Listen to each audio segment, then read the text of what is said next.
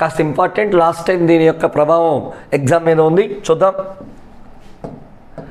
అతినీలలోహిత కిరణాలు ultraviolet race నుంచి మానవుని ప్రభావం క్రింది వాక్యాల్లో సరికానిది ఏంటో చూద్దాం.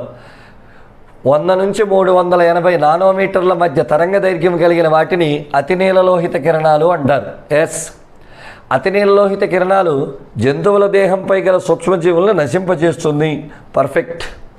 అతినీలలోహిత కిరణాల్లో ఏబీసీలు ప్రమాదకరమైనవి. రాంగ్.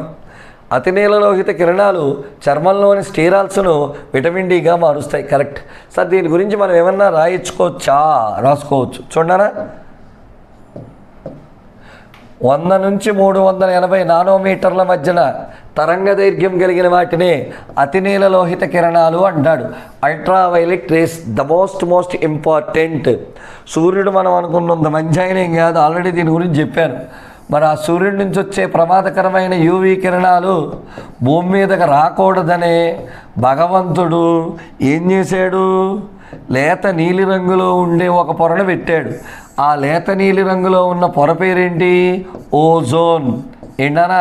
ఓజోన్. కాబట్టి ఇప్పుడు చెప్పండి, యూవీ కిరణాలను భూమి మీదకి రాకుండా అడ్డుకునే పొర పేరేంటి? ఓజోన్. అయితే ఇక్కడేం చెప్తున్నాడు చూద్దాం. అతినీలలోహిత కిరణాలు 3 రకాలు. ఏ రకం, బి రకం, సి రకం. చూద్దాం.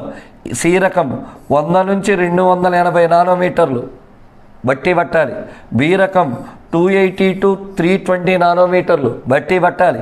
ఏ రకం 320 to 380 నానోమీటర్స్. సార్ ఇందులో మంచివి సార్. బీసీలు అనేటువంటివి రెడ్, డేంజర్, వర్మ, డేంజర్ వర్మ, డేంజరే. మరి ఏ అనేటువంటిది ఏ రకం సార్? సేఫ్. సేఫ్ అన్నమాట. అంటే ఇంట్లో ఉన్న భార్య ఏమో ఏ, మరి మరదలేమో బి, రిచ్క్, ఫుల్ రిచ్క్, పని మనిషి. ఓకే, కాబట్టి ఈ మూడిట్లో ఇవి విషయం. అసలు వీటి వల్ల ఉపయోగాలు ఏంటి?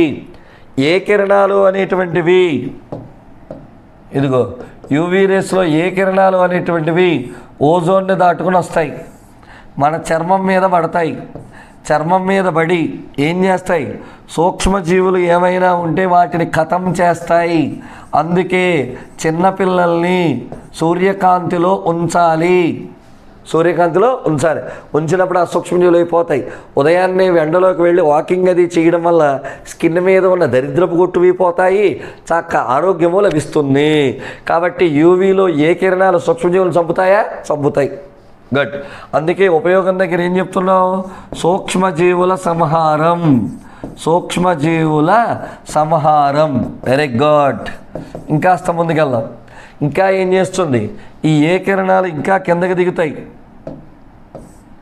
ఏ వచ్చి మన చర్మం కింద ఎడిపోస్ కణజాలం ఉంటుంది, అందులో స్టెరాల్స్ అనేవి ఉంటాయి. వీటి నుంచి విటమిన్ డి అనేటువంటిది తయారవుతుంది. కాబట్టి విటమిన్ డి దేని నుంచి తయారవుతుంది? స్టెరాల్స్. స్టెరాల్స్ అంటే ఏంటి? కొలెస్టరాల్. కొలెస్టరాల్ అంటే మన కొలెస్ట్రాల్ నుంచి తయారవుతుంది ఎవరు? Vitamin A. కాబట్టి ఇక్కడ మనకి ఏంటి? రెండోది విటమిన్ డి తయారీ కూడా జరుగుతుంది. మనకి ఇచ్చినటువంటి దాంట్లో చూడండి రా నాన్న, అతినీలలోహిత కిరణాల్లో ఏ, బి, సిలు ప్రమాదకరమే.